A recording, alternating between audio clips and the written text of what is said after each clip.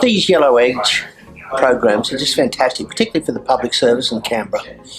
And what some of the things that I think are very important for the service is that they get on the same wavelength as ministers and their advisors.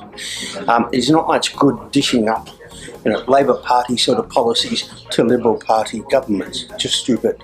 But there's also this change in technology and in digital disruption, and just where everyone is getting their news and their information and their policy support from.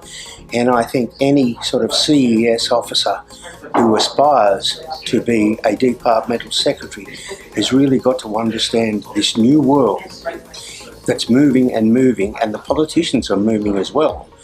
And anyone who doesn't understand that is going to be left behind and be in awful trouble.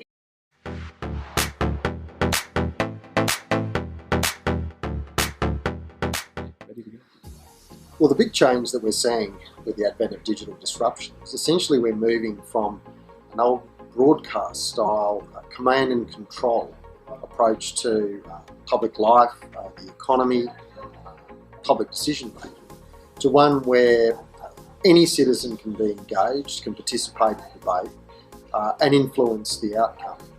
And really the change there is that no longer is the public service the sole or even at times the primary advisor to government around policy issues. They really play a role as a broker and as a means of bringing together the range of views that exist amongst experts in the community, channeling that advice into government, pointing out the strengths and weaknesses of it, but ultimately also telling government not just what to do, but how to do it. That's more challenging in a digitally disrupted world, but it's a world that we are familiar with. Government and public services operated in those backgrounds before. It's really just a skill that people need to relearn.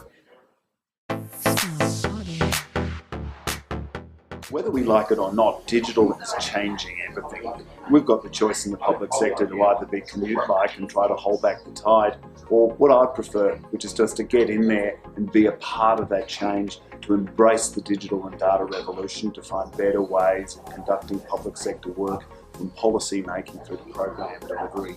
Along the same lines, we look at the entrepreneurial sector as being the forebears of digital innovation.